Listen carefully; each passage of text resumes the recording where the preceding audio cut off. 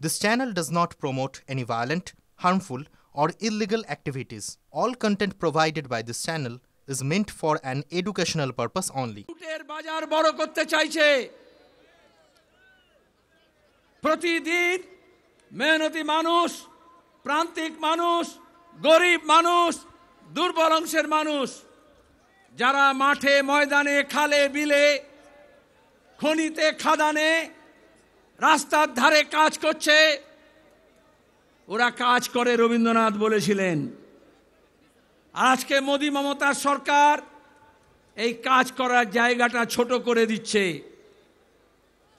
কোন কেন্দ্র সরকারের দপ্তরে, কোন রাজ্য সরকারের দপ্তরে নিয়োগ হচ্ছে না,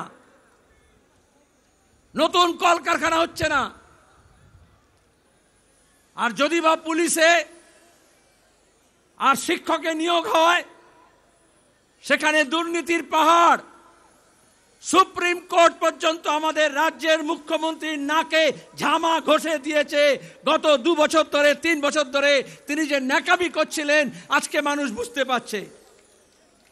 26,000 জনের চাকরি গিয়েছে। আমরা দেখেছি মেডিকেল কলেজে আরজি করে ওই পিজিটির কিভাবে নৃশংসভাবে খুন হলো, ধর্ষণ হলো। লাখ লাখ মানুষ, বিশেষত মহিলারা, তরুণ প্রজন্মের ছেলে মেয়েরা নামলো রাজ্য জুড়ে। ইনসাফ চাই, বিচার চাই। আর কেন্দ্র রাজ্য সরকার উভয় মিলে ঠিক করলো, কলকাতা পুলিশ আর সিবিআই এক লাইনে দাঁড়িয়ে গেল, বলল আইনে বিচার হবে না, লাইনে চলবে। যারা বলেছিল এই বৈশাখ মাসে তপ্ত গরমে দুপুর বেলা ব্রিগেডে কি করে হবে, আমরা বলেছিলাম, কেউ আগে ভেবেছিল লাখ লাখ মহিলা মধ্যরাত্রে 14ই আগস্টে ইনসাফের জন্য, বিচারের জন্য, আরজি করের মাথা ধরার দাবিতে রাস্তায় নামবেন। তাহলে রাজ্য পাল্টাচ্ছে। মানুষ নিজের অধিকার বুঝে নেওয়ার জন্য, হক বুঝে নেওয়ার জন্য সোচ্চার হচ্ছে। 2011-র পরে এখানে যখনই আমরা ব্রিগেড ডেকেছি, রাস্তায় কত আক্রমণ, বাড়িতে হামলা, হুমকি, যে বাসে করে এসছে তার উপরে হামলা। কলকাতায় সমাবেশ হয়েছে, নির্লজ্জ কলকাতার পুলিশকে দিয়ে সেই বাসগুলোকে ভাঙচুর করা হয়েছে। এখন আর কিন্তু সে অবস্থা নেই। দিন পাল্টাচ্ছে, তার আগাম বার্তা এসছে। কোচবিহার থেকে কাকদ্বীপ কারুর মুরদ হবে না, লাল ঝান্ডার গায়ে হাত তুলবে 2025 সাল। খেটে খাওয়া মানুষ, গরিব মানুষ, সবহারা মানুষ যখন এক কাট্টা হয়, তার যে শক্তি, সেই শক্তির মোকাবিলা কেউ করতে পারে না। এজন্য আজকে বিজেপি আর তৃণমূল এই খেটে খাওয়া মানুষের ঐক্যকে ফাটল ধরাচ্ছে। মুর্শিদাবাদে যা হলো, মালদায় যা ঘটাতে চাইল, এই রামনবমী, ঈদ, জামিয়াতুল আলবিদা, জুম্মার নামাজ, তার সঙ্গে হনুমান জয়ন্তী, আমরা দেখলাম বিধানসভার মধ্যে, লোকসভার মধ্যে, জনসভাতে, প্রেস কনফারেন্সে, টেলিভিশন চ্যানেলে বসে বিজেপি আর তৃণমূল এ বলে ঠেসে দেব, ও বলে ঠুসে দেব। বিজেপি টিএমসিকে ঠুসে দিচ্ছে না, টিএমসি বিজেপিকে ঠুসে দিচ্ছে না। মেহনতি মানুষের ঐক্যকে ভাঙার জন্য চেষ্টা করছে। একটা হিন্দি সিনেমায় একটা ডায়লগ ছিল, নায়ক বলছে হাম তুমকো পানি মে ডুবো কে মার দেঙ্গে, ভিলেন বলছে হাম তুমকো পানি পিলা পিলা কে মার দেঙ্গে। আর লোকেশনে হাততালি দেয়, কিন্তু আসলে ওই দুজনের ডায়লগ একজনই লিখে দেয়। ওইভাবে বিজেপি আর তৃণমূলের যে নেতারা একে অপরকে বিরুদ্ধে প্রতিদিন গালাগাল দিচ্ছে, প্রতিদিন নাটক করছে, আসলে ওদের স্ক্রিপ্টটা একজনই লিখে দিয়েছে। তার নাম হচ্ছে আরএসএস এর মোহন ভাগবত। কদিন আগে এসছিলেন এই রাজ্যে, 2026-এর নির্বাচন, তার আগে বিজেপিকে কি করতে হবে, তৃণমূলকে কি করতে হবে বলে গিয়েছেন। মুখ্যমন্ত্রী হন ইন্ডোর স্টেডিয়ামে, আর ইমাম মসজিদের মিটিংয়ে হোক, আর ওই বিরোধী দলের নেতা যে তৃণমূলে সাজানো আছে, যে কিষাণজিকে নিয়ে এসে, মাওবাদীদের নিয়ে এসে সিদ্দিকুল্লাহর প্রতি কৃতজ্ঞ থাকবে বলে লাল ঝান্ডার মানুষকে, কমিউনিস্টদেরকে খুন করেছিল, আজকে সে মহান শাস্তি চাইছে। কেন কলকাতা পুলিশ, কেন রাজ্য পুলিশ, যারা ঘৃণার ভাষণ দিচ্ছে, যারা উস্কানি দিচ্ছে, যারা প্রতিদিন হিন্দু মুসলমানকে লড়ানোর চেষ্টা করছে, মমতা ব্যানার্জি পুলিশ মন্ত্রী, কেন একটা মোকদ্দমা হলো না ঘৃণা ভাষণের বিরুদ্ধে? আমরা এই ব্রিগেড থেকে দাবি করছি, পশ্চিমবঙ্গের বুকে সম্প্রীতি ঐক্য ভাঙার জন্য যে হিংসা ছড়াবে, এই পুলিশকে বলছি তার বিরুদ্ধে মামলা মোকদ্দমা করতে হবে। আর নাহলে আমরা গোটা রাজ্য জুড়ে সব থানায় এফআইআর করব। দেখব মমতা ব্যানার্জির পুলিশ 2011 থেকে আমাদের কর্মীদের বিরুদ্ধে মিথ্যা মামলা দিয়েছে হাজার হাজার। এখানে অনেকে আছে যারা ঘর ছাড়া হয়েছিল, জেল হয়েছিল, জরিমানা হয়েছিল, হামলা হয়েছিল, মিথ্যা মামলা হয়েছিল। আর তারপর নিজের মালিকদেরকে বলেছিলেন মমতা ব্যানার্জি, দিল্লিতে, ওয়াশিংটনে যারা বসে আছে, মুম্বাইতে যারা বসে আছে, সব ঠান্ডা করে দিয়েছি, লাল ঝান্ডা শেষ হয়ে গিয়েছে। ওরে লাল ঝান্ডা একটা 1.5 গজের কাপড়ের টুকরো না। কোন কর্পোরেট কোম্পানির ইলেকট্রাল বন্ডের টাকা দিয়ে, চিট ফান্ডের টাকা দিয়ে এই কাপড় টুকরো কেনা হয়নি। ক্ষেত মজুর, দিন মজুর, একটা হকার, বস্তিবাসী, কলোনিবাসী, উদ্বাস্তু মানুষ, শ্রমিক, অস্থায়ী শ্রমিক, যারা দিন আনে দিন খায়, দিন মজুর, যারা বিভিন্ন স্কিমে কাজ করে, যাদের কোনো নিরাপত্তা নেই, কাজের কোনো সামাজিক নিরাপত্তা নেই, যে ভূমিহীন কৃষকের জমির দাম ছিল না, তারা সবাই জোরদার, জমিদার, মালিক, পুলিশ, এই স্বাধীন ভারতের পুলিশ, বাংলার পুলিশ হোক আর ব্রিটিশ পুলিশ হোক, তার বিরুদ্ধে লড়াই করেছে, নিজের বুকের কলজের রক্ত দিয়ে এই ঝান্ডাকে লাল করেছে। আজকে শুভেন্দু বড় বড় কথা বলছে, তৃণমূলের ঝান্ডা নিয়ে, কিষাণজির মাওবাদীদের ল্যান্ডমাইন আর মেশিন গান নিয়ে কি বলেছিল? মেদিনীপুরে লাল ঝান্ডা কেন, লাল ন্যাকড়াও দেখা যাবে না। আর এখন সেই তৃণমূলের ঝান্ডাকে নিয়ে ন্যাকড়া বানিয়ে অমিত শাহের পেছন মুছতে গিয়েছে, বলে দল বদল করেছি। আমরা গর্বিত, আমাদের এই কর্মী বাহিনী, যাদের জন্য কোনো ছাউনি করতে হয়নি, এয়ার কন্ডিশন ক্যাম্প তো ছেড়ে দিন, তাঁবু ছেড়ে দিন, কোনো খানার ব্যবস্থা করা হয়নি। এই প্রচন্ড রোদে দুপুরবেলা কি করে এসে বসবে লাখ লাখ মানুষ? মিডিয়া এই নিয়ে গবেষণা করছিল। এই বাংলার দিশা পাল্টাতে, দশা পাল্টাতে আজকে আমাদের প্রকৃতিও সহায়, আজকে এত তপ্ত রোদ হয়নি, মেঘের চাদরে মুড়ে দেওয়া হয়েছে। কেন আমরা এসেছি? আমরা লড়াইয়ের বার্তা দিতে এসেছি। এখানে লড়াই শেষ না, আজ থেকে লড়াই শুরু।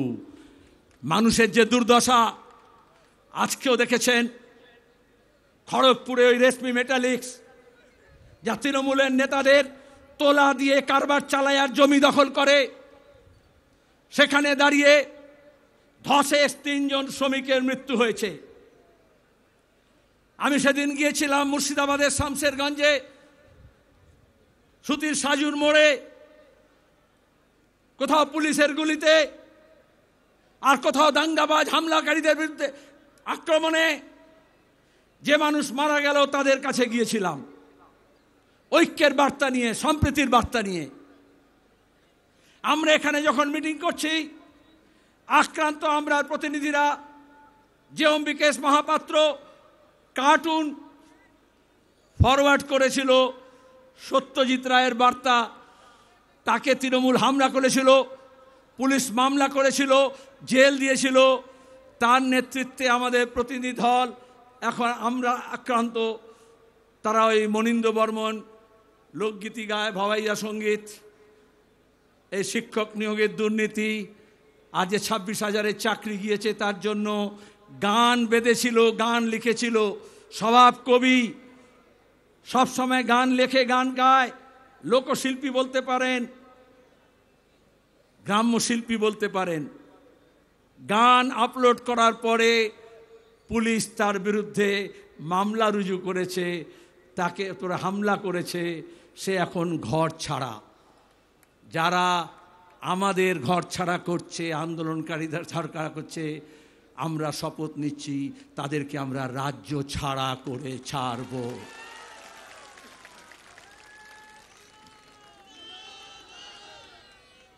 সুপ্রিম কোর্ট বলছে, দেশের আইন বলছে, প্রতিদিন মোদী সরকারকে চপেটাঘাত করছে।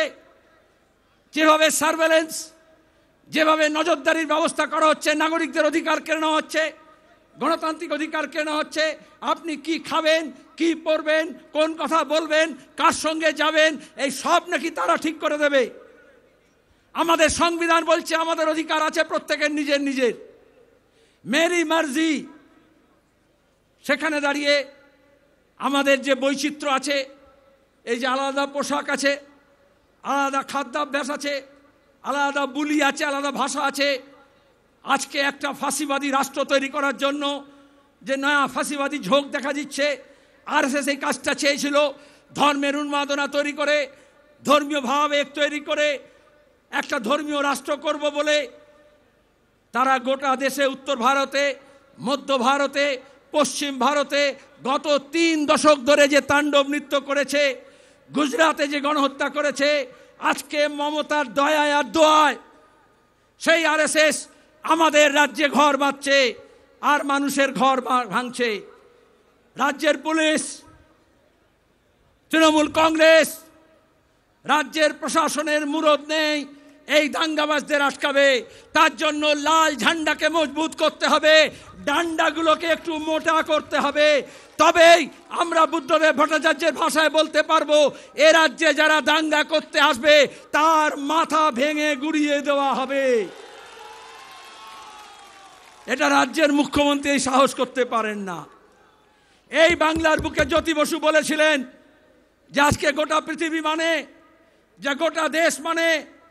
তাকে জিজ্ঞেস করা হয়েছিল দাঙ্গা কেন হয়, জ্যোতি বসু বলেছিলেন সরকার চাইলে দাঙ্গা হয় আর সরকার না চাইলে দাঙ্গা হয় না। তাহলে ধুলাগড় বলুন, বসিরহাট বলুন, রানীগঞ্জ, আসানসোল বলুন, উত্তরবঙ্গের বিভিন্ন স্থান বলুন, এই গত বছর রিসরা বলুন, শিবপুর বলুন, মমতা ব্যানার্জি মুখ্যমন্ত্রী চেয়েছিলেন কারণ তিনি আরএসএসের দুর্গা। আরএসএস তাকে পরিয়েছে, খাইয়েছে, লোকবল জুটিয়েছে, কর্পোরেট ফান্ড দিয়েছে, টাকা দিয়েছে, মুরব্বিয়ানা দেখিয়েছে। আর তারপরে যত সবাইকে এক কাট্টা করেছিলেন, জামাত, জমিয়াত, মাওবাদী, এসইউসি, বিজেপি সব এক হয়ে বলেছিল লাল হটাও, দেশ বাঁচাও। লাল হটেছে কিন্তু দেশ বাঁচেনি। তাই আজকে দেশ বাঁচাতে হলে আবার লাল ঝান্ডাকে মজবুত করতে হবে, উঁচু করে তুলে ধরতে হবে।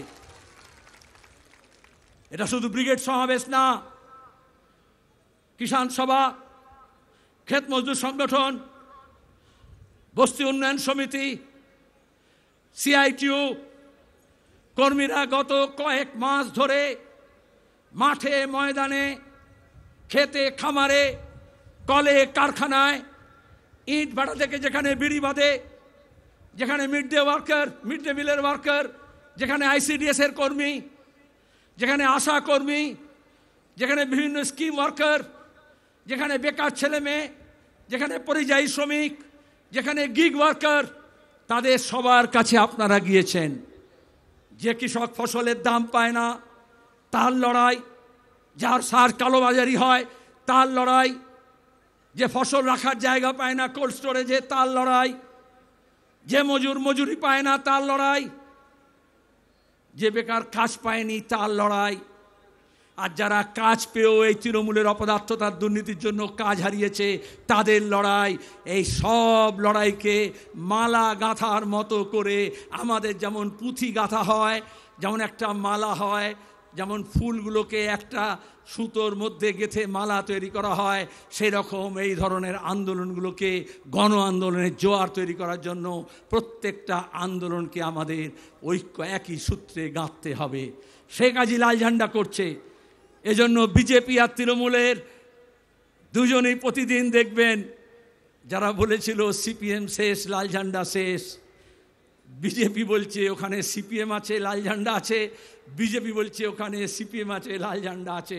আমরা বলছি হ্যাঁ আমরা আছি, কারোর দয়ায় আমরা বেঁচে নেই। আত পেটা খেয়ে না খেয়ে ঘর ছাড়া হয়েও আমার কর্মীরা লাল ঝান্ডা ছাড়েনি, ছাড়বে না। কারণ এটা একটা আদর্শ, এটা একটা লক্ষ্য। বিজেপি আর তৃণমূল এই বাংলাকে একটা লক্ষ্যহীন জায়গায় নিয়ে যেতে চাইছে, যেখানে আমাদের ইতিহাস, আমাদের সংস্কৃতি, আমাদের শিক্ষা, আমাদের ঐক্য সম্প্রীতি, আমাদের ভালোবাসার সম্পর্ক, আমাদের শান্তি, এই সবটাকে ওরা ছিঁড়ে খাবলে খেতে চাইছে। আজকের লড়াইটা হচ্ছে মানুষের দুর্দশা পাল্টানোর জন্য, আমাদের রাজ্য এবং দেশের দশা পাল্টানোর জন্য দিশা পাল্টাতে হবে। আর সেই দিশা, নতুন দিশার জন্য আমরা এখানে জড়ো হয়েছি। আর যখন সংকট হয়, যখন সমস্যা হয়, যখন বিপদ আসে, এমনকি যে আপনি একটা রাস্তা দিয়ে হেঁটেও যান, যদি অ্যাক্সিডেন্ট হওয়ার ভয় থাকে তাহলে বলা হয় একটু বাঁ দিকে চেপে যান, বাঁ দিকে ধরুন। আজকে এই রাজ্যকে, এই দেশকে বাঁচাতে হলে একটু বাম পথ ধরতে হবে। সেজন্য আমরা বলছি, শুধু আমরা না, যে 4টি সংগঠন আজকে এখানে এসছে তারা না, আমাদের সঙ্গে অনেক সংগঠন যোগাযোগ করেছে। আপনারা সিআইটিউ, অল ইন্ডিয়া কিষাণ সভা, all India agriculture workers union, বস্তি উন্নয়ন সমিতি, 4টে সংগঠনে ডাক দিয়েছেন। আমরাও তো আসতে চাই। অনেকে দেখেছেন এখানে এসছেনও। আমরা বলেছি সবাই আসুন। সবাই আসলে ব্রিগেডে স্থান সংকুলান হবে না, রাজ্য জুড়ে ব্রিগেড গড়ে উঠবে। আর সেই ব্রিগেডে আপনাদের সবাইকে আমন্ত্রণ জানাচ্ছি। যারা বিজেপির টাকা খাবে না, যারা তৃণমূলের ভয় পাবে না, তাদের সবাইকে নিয়ে আমরা 26-এর লড়াই লড়ব। বন্যা টুডুর কাছে শুনেছেন আপনারা, লড়াইয়ের ময়দান থেকে উঠে এসছে। আমাদের নেতা নেত্রী টালিগঞ্জের আর বলিউডের স্টুডিও থেকে উঠে আসে না। জমির লড়াই, যাদের পাট্টা ছিল পাট্টা কেড়ে নিয়েছে, তাদের লড়াই করে নাকে হ্যাঁ করে নাক খত দিয়ে এই প্রশাসনের জমির লড়াইতে, নিজের ভূমিতে কৃষকরা তার নিজের অধিকার প্রতিষ্ঠা করেছে, তার প্রতিনিধিত্ব করতে এসছে। সে কি বলেছে ক্রিকেটের ভাষায়? আমি খুব বেশি ক্রিকেটের ব্যবহার করি না। বলেছে উইকেট ফেলে দেবো 26-এ। আর আপনার শুধু বললে হবে, যারা পেছনে আছে, কি উইকেট ফেলবেন তো? তার জন্য আমি একটু ফুটবল বেশি ভালোবাসি। ফুটবলে হচ্ছে একটু নেমে খেলতে হয়, আমাদের সবাইকে একটু নেমে খেলতে হবে। কি রাজি তো? নেমে খেলবো, যাতে এই চোর জোচ্চোর দুর্নীতিবাজকে 14 তলা থেকে টেনে হিঁচড়ে আমরা মাটিতে নামাতে পারি, সেই শপথ আমাদের নিতে হবে। আর যারা মনে করছে স্যুট বুট পরে গভর্নর সাহেব ঠিক করবেন, আমরা বলি এই গরিব মানুষের লড়াই কোনো লাট বেলাট লড়তে পারবে না। গরিবের লড়াই গরিবকে লড়তে হবে, বাংলার লড়াই বাংলার মানুষ লড়বে। আমরা যদি জাত পাত ধর্ম বর্ণ, হিন্দু মুসলমান, মন্দির মসজিদের নামে না ভাগ হই, তাহলে এই বাংলার এই শক্তি আছে। 190 বছর ইংরেজের শাসনের বিরুদ্ধে লড়াই হয়েছে, ফাঁসি হয়েছে, জেল হয়েছে। আন্দামানের সেলুলার জেলের নাম লেখা আছে। তারপরে বেরিয়ে এসে লাল ঝান্ডাকে মজবুত করেছে। দেশ স্বাধীন হয়েছে, তারপরে আমরা লড়েছি। খাদ্য আন্দোলন হয়েছে, জমির লড়াই হয়েছে, সেচের জলের জন্য লড়াই হয়েছে, মজুরির জন্য লড়াই হয়েছে, নতুন কলকারখানা তৈরির লড়াই হয়েছে, বন্ধ কারখানা খোলার লড়াই হয়েছে। সেই লড়াই আমরা সবাই এক কাট্টা ছিলাম। আমরা লড়াই চাই, আমরা লড়াইকে ভয় পাই না। আমরা বলি এ লড়াই লড়তে হবে, আমরা বলি এ লড়াই বাঁচার লড়াই, বাঁচার জন্য প্রতি মুহূর্তে লড়াই করতে হয়। কিন্তু সেই লড়াইটা মন্দির আর মসজিদকে ঘিরে নয়, সেই লড়াইটা হিন্দুর বিরুদ্ধে মুসলমানের না, মুসলমানের বিরুদ্ধে হিন্দুর না।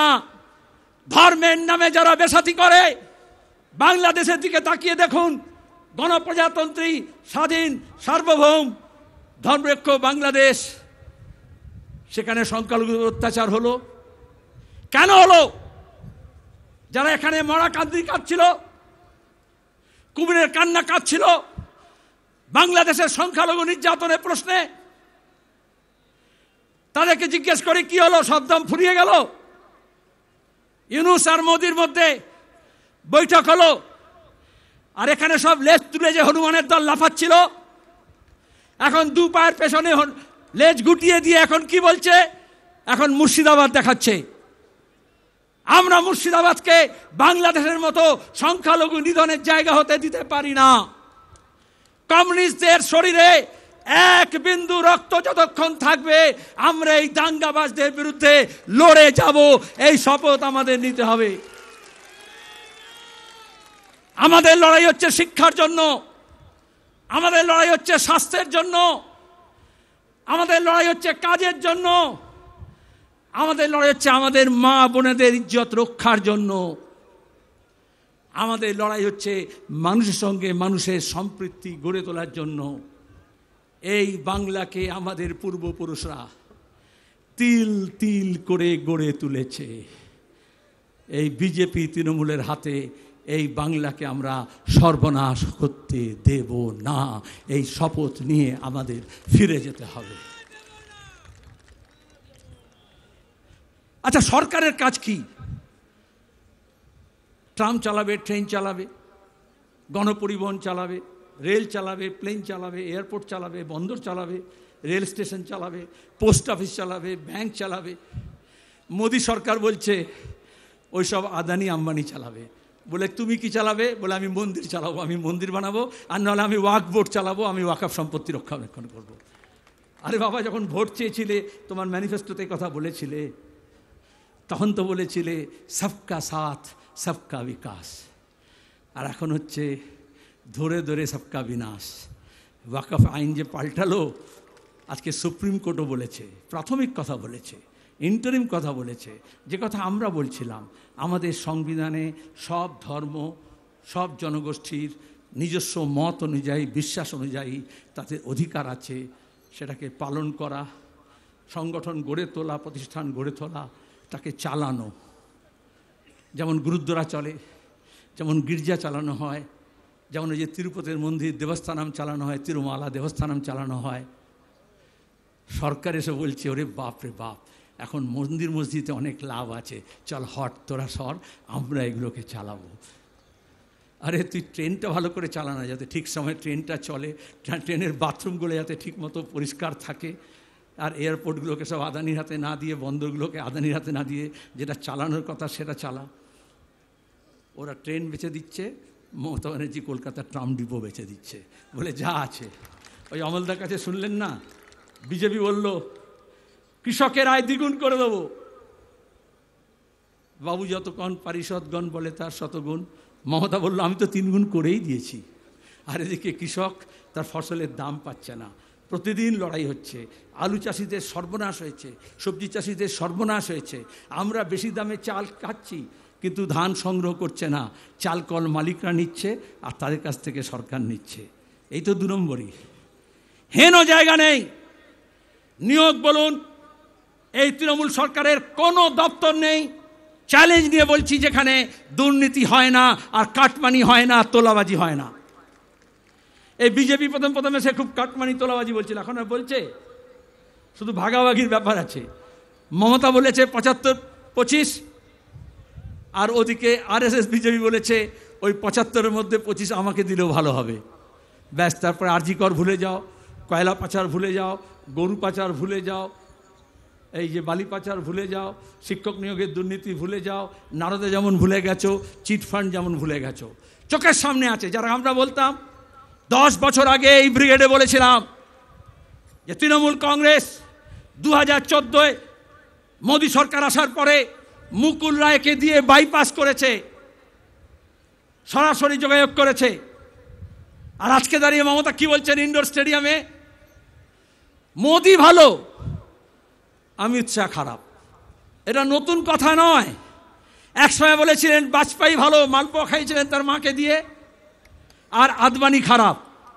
তারপরে 2014-তে বললেন আদবানি ভালো, প্রধানমন্ত্রী হলে সমর্থন করব, মোদী খারাপ। এখন 2025-এ বলছেন মোদী ভালো, অমিত শাহ খারাপ। লিখে রাখুন 2026-এ বলবে অমিত শাহ ভালো, যোগী খারাপ। এটাকে বলে কম্পারেটিভ অ্যাকসেপ্টেন্স, তুলনামূলক গ্রহণযোগ্যতা।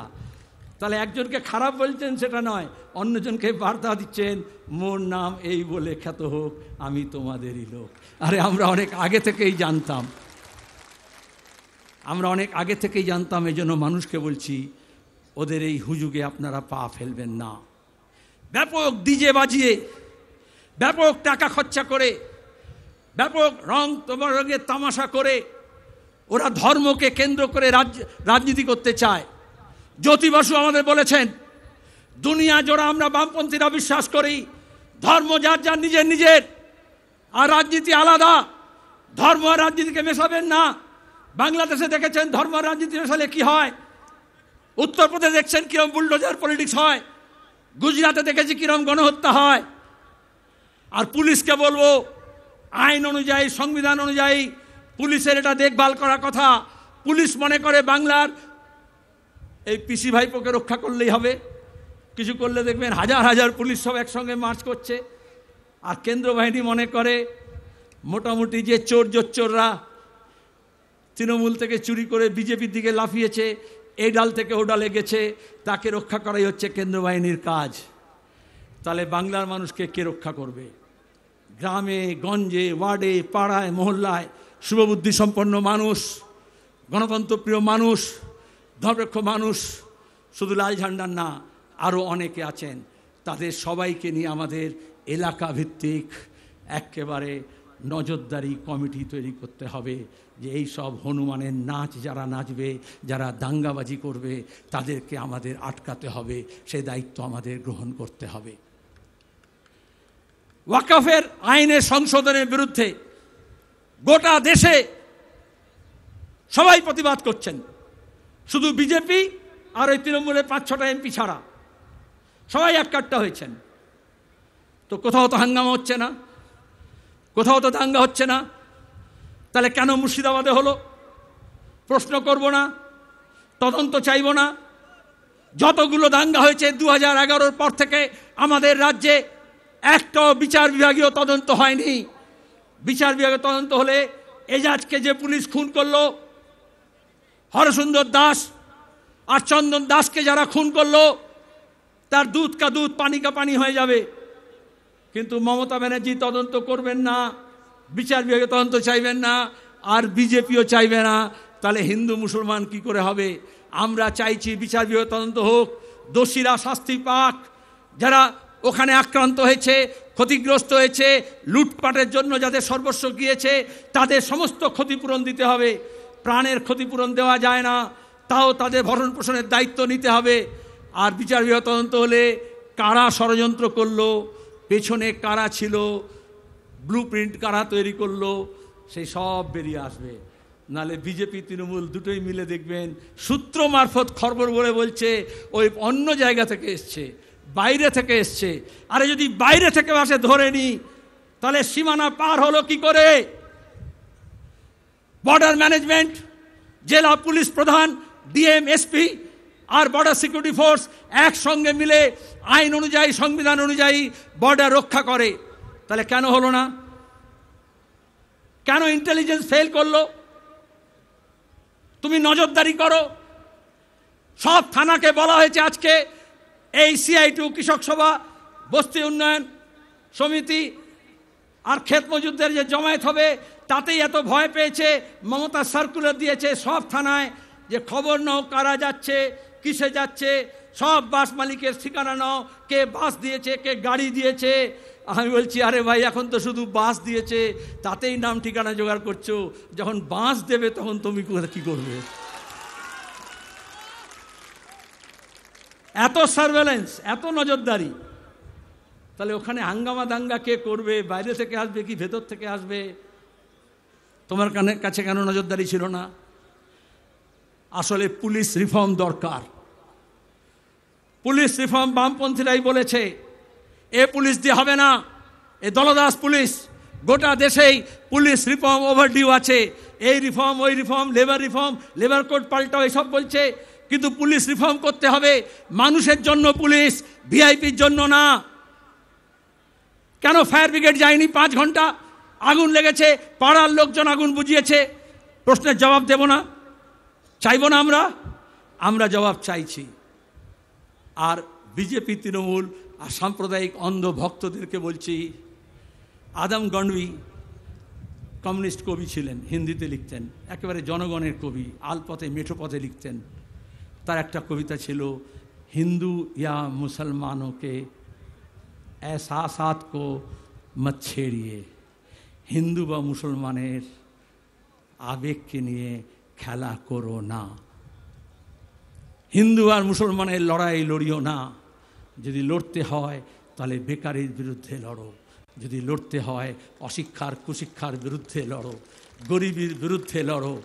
নিজের মাথার উপর যাতে ঠাঁই হয় সেই বাসস্থানের দাবি নিয়ে লড়ো, যাতে কাজ পায় লোকেরা, যাতে যারা চুরি করেছে, দুর্নীতি করেছে, সেই দুর্নীতিবাজরা জেলে যায়, সেই লড়াই লড়ো। আমরা আপনাদের কাছে এই কথাই বলছি। আপনাদের সমর্থন নিয়ে এখানে যারা এসছেন তারা সব নয়, আপনারা ফিরে যাবেন। প্রত্যেককে অন্তত 10 জনকে বলতে হবে এই বার্তা। 26-এর লড়াইয়ের শুরু এখান থেকে হোক। এক একজন 10 জনকে গিয়ে বলবেন সবাই।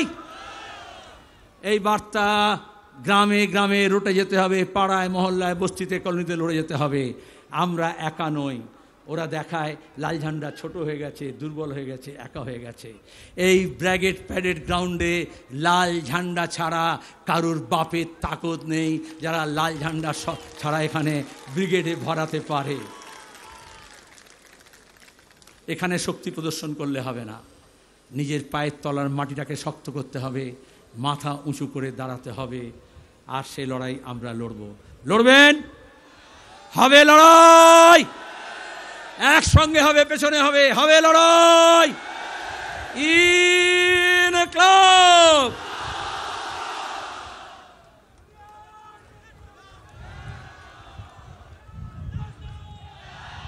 আমরা সমাবেশের পক্ষ থেকে মোহাম্মদ সেলিমকে অভিনন্দন জানাচ্ছি। আমাদের 4টি সংগঠন